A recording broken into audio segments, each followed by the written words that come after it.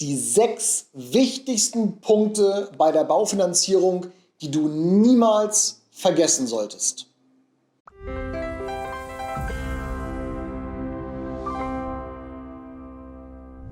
Moin moin ihr Lieben und herzlich willkommen zu einem neuen Video hier auf meinem YouTube-Channel. Heute zu dem Thema die 6 wichtigsten Punkte, ohne die du niemals eine Baufinanzierung abschließen solltest. Punkt Nummer 1 ist das Thema Budget. Du solltest als allererstes klären, wie viel Immobilie kann ich mir leisten.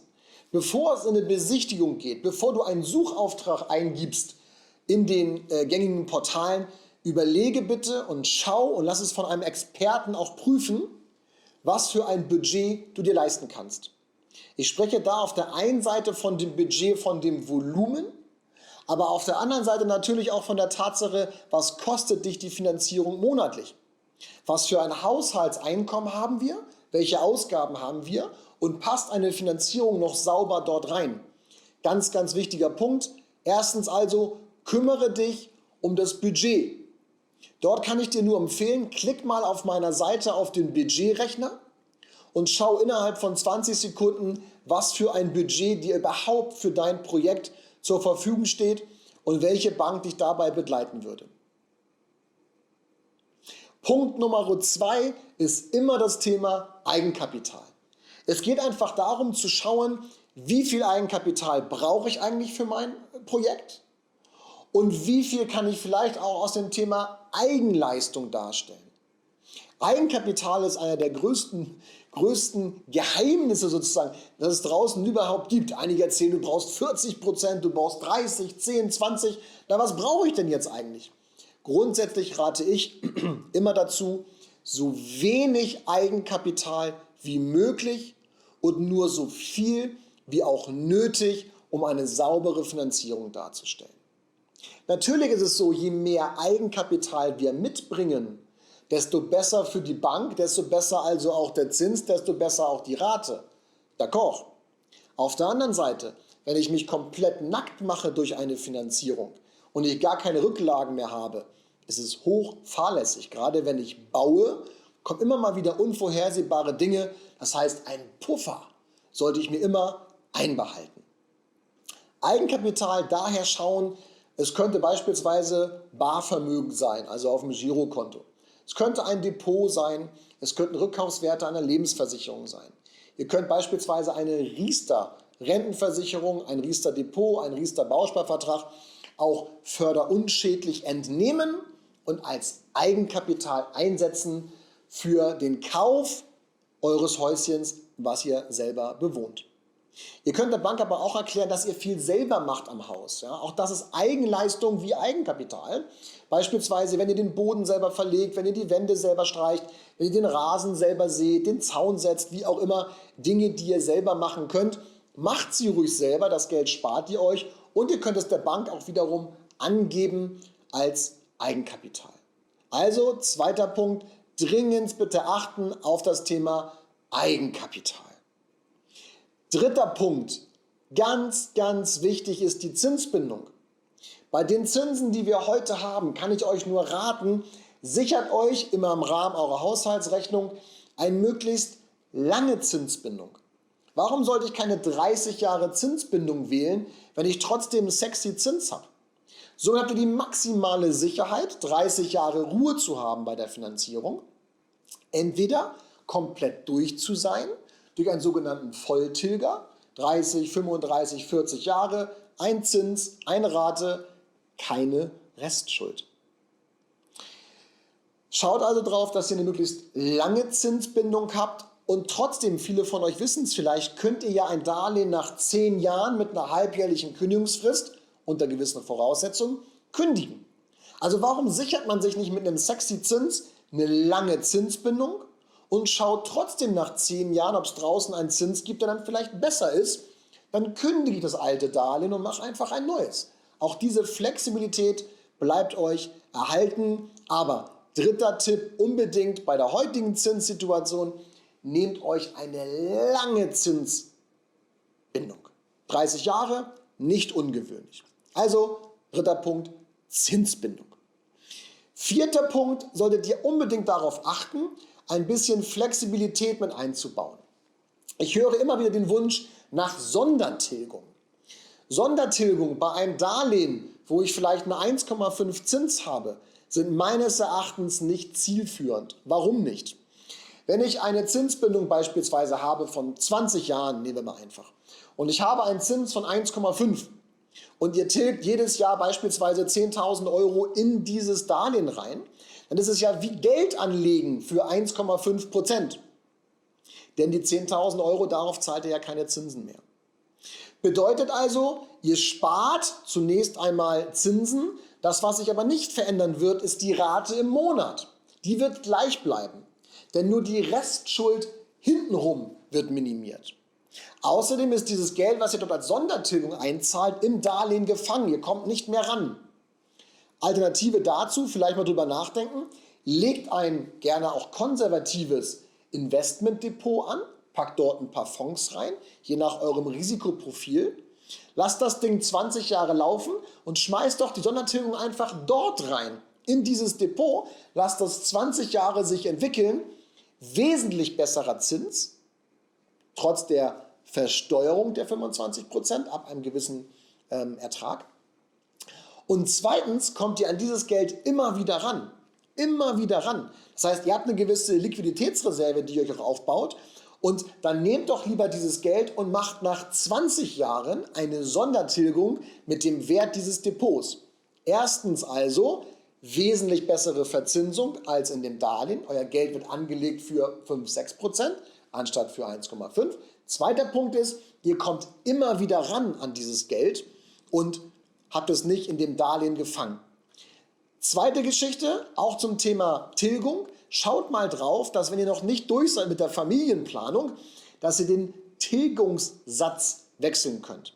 Das heißt, wenn ihr jetzt beispielsweise beginnt mit einer 2% Tilgung, dass es vielleicht die Möglichkeit gibt, während einer Elternzeit oder so, mal auf 1 oder 1,5% Tilgung runterzugehen.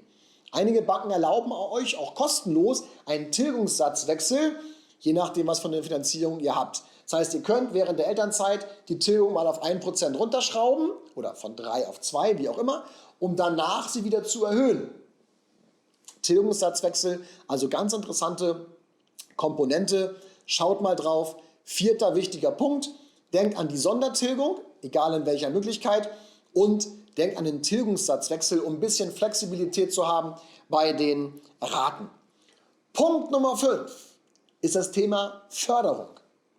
Die BAFA, die KfW, alle bieten irgendwelche Möglichkeiten an, den Erwerb einer Immobilie oder aber die Modernisierung, die Renovierung und den Bau einer Immobilie zu fördern. Ohne jetzt zu tief reinzugehen, solltet ihr unbedingt euch einen Berater suchen, der sich auskennt mit den Fördermöglichkeiten in eurem Bundesland. Mein Team und ich sind darauf spezialisiert, Hamburg und Schleswig-Holstein abzuwickeln. Dort kennen wir uns bestens aus mit all den Dingen, die funktionieren. Achtet darauf, dass ihr auch jede Förderung mitnehmt, die euch zusteht. Also, 5. Punkt, ganz, ganz wichtig, schaut unbedingt auf das Thema KfW, BAFA, welche Fördermöglichkeiten gibt es dort, damit ihr auch nichts, was euch eigentlich zustände, vergesst und auf der Straße liegen lasst. Punkt Nummer 6. Ganz, ganz klar, sucht euch einen Berater, einen unabhängigen Berater, der euch begleitet bei dem Vorhaben. Das mag jetzt nach Eigenwerbung klingen, ist es natürlich auch ein bisschen, aber ich sage euch, worauf es mir dabei ankommt. Es geht einfach darum, dass wenn ihr zum ersten Mal diesen Schritt geht, ein Eigentum zu erwerben oder sogar zu bauen, kommen Dinge auf euch zu, die ihr so nicht kennt, logischerweise beim ersten Mal. Heißt auch, es kommen Fragen. Und wenn ich mich mal als Typ Mensch nehme, würde ich mal sagen, ich bin so mit Abstand der ungeduldigste Mensch, den ich kenne. Das heißt, wenn ich eine Frage habe zu irgendeinem Thema, möchte ich auch gleich eine Antwort haben.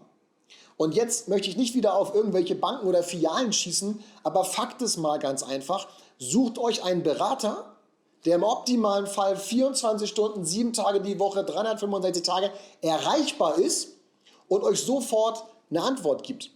Das höre ich jede Woche auch in meinem Podcast, wo ich ja unsere Kunden einlade zu berichten. Und die erwähnen immer wieder, das Schönste ist eigentlich immer diese ständige Erreichbarkeit, dass sofort, wenn wir eine Frage haben, auch eine Antwort dazu kommt, weil diese Unwissenheit, gerade in der Komplexität des ganzen Ablaufs, ist nicht schön. Ihr wollt eine Antwort haben, deswegen sucht euch einen Berater, der euch auch begleitet von der Konzeption, vielleicht sogar vom Budget am Anfang bis zur letzten Auszahlung des Euros. Immer wenn Fragen sind, ihr braucht jemanden, der an eurer Seite ist, der das begleitet, der die Erfahrung hat, die Kompetenz hat und vor allen Dingen die Erreichbarkeit. Das ist jetzt keine Eigenwerbung für mich. Ja, ich bin immer da für unsere Kunden und erreichbar. Es gibt aber noch andere Berater draußen. Achtet drauf, maximale Erreichbarkeit. Weil glaubt mir einfach, ihr wollt nicht warten, wenn ihr am Freitag um 18 Uhr eine Frage habt, weil ihr am Wochenende vielleicht die Chance habt, mal reinzugucken in die Unterlagen, bis Montagmorgen 9 Uhr irgendeine Filiale aufmacht. Ihr wollt nicht warten. Und das könnt ihr von dem Berater auch verlangen, denn davon werden sie ja auch bezahlt. Wir freien Berater, wir werden ja auch bezahlt durch diese Umsetzung, die wir gemeinsam mit euch machen. Also warum sollten wir nicht auch unseren Arsch bewegen, Entschuldigung, und da sein, wenn ihr uns braucht? Also, nochmal zusammengefasst, Punkt 1, achtet aufs Budget, dass es reinpasst. Punkt 2, schaut aufs Eigenkapital, nur so viel wie nötig und so wenig wie möglich einsetzen, um liquide zu sein. Dritter Punkt, schaut auf die Zinsbindung, schaut auf eine lange Zinssicherheit, wenn es in die Haushaltsrechnung reinpasst, natürlich nur, dass ihr euch den Zins lange sichert. Punkt 4, schaut drauf, dass ihr entweder eine Sondertilgung mit einbaut, wenn es sein muss, ansonsten Sondertilgung beim Darlehen raus und parallel ein Depot einfach eröffnen und dort reintilgen und nach der Zinsbindung das Depot dort rüberschieben als Sondertilgung in das Darlehen. Zweiter Punkt dabei, achtet vielleicht auch drauf, wenn es in eure Lebenssituation passt, auf einen Tilgungssatzwechsel, dass ihr das mal runter und ein bisschen hoch wieder schrauben könnt, dass ihr euch der Lebenssituation anpasst. Punkt Nummer 5, das Thema Förderung. Achtet drauf, dass ihr auch alle Förderung mitnehmt, die euch zusteht. Denn es liegt draußen nur rum, es muss nur eingesammelt werden. Ja, ihr braucht also einen Berater, der sich auskennt mit der maximalen Förderung. Wie gesagt, wir, Schleswig-Holstein und Hamburg, perfekt drauf. Je nachdem, in welchem Bundesland ihr unterwegs seid, schaut drauf, einen Berater zu haben, der sich dort vor Ort auskennt. Und Punkt Nummer 6, holt euch unbedingt einen Berater an die Seite, der euch begleitet von A bis Z. Der erreichbar ist, der die Fachlichkeit hat, der nicht irgendwo erstmal in der Fachabteilung fragen muss, sondern der gleich eine Antwort hat für euch, weil er jeden Tag dieses Szenario durchspielt und es nicht zum ersten Mal macht. Meine ganz, ganz krasse Empfehlung, sucht euch einen Berater, der permanent erreichbar ist, der euch begleitet von A bis Z und der nichts anderes macht als Baufinanzierung und das am besten jeden Tag. Denn nur so habt ihr auch die Gewissheit, die richtigen Antworten zu bekommen. Denn es gibt nichts Schlimmeres, als dort auf die Schnut zu fallen. Ich hoffe, euch mit diesen 6 Punkten weitergeholfen zu haben. Ich hoffe auch sehr, dass ihr sie nutzt für euer Projekt, für eure Baufinanzierung in der Umsetzung. Achtet drauf, bei Fragen immer fragen. Ich freue mich über jeden Kommentar, über jedes Like, über jeden Thumb-Up, was ihr da lasst. Denn nur so wissen wir, dass wir auf dem richtigen Weg sind. Maximalen Erfolg bei eurer Baufinanzierung. Liebe Grüße aus dem hohen Norden. Alles Gute, euer Björn Scheer. Tschüss. Vielen Dank, dass du dir dieses Video angeschaut hast. Ich habe dir bereits hier auf der rechten Seite ein neues Video reingestellt, was ideal darauf aufbaut, auf dem, was du gerade gesehen hast. Und wenn du nie wieder Informationen verpassen möchtest zum Thema Baufinanzierung und Immobilien, abonniere meinen Kanal und bekomme immer als erster exklusiv die Informationen reingespielt. Dir alles Gute, alles Liebe aus dem Norden und bis bald, dein Björn Scheer. Ciao, ciao.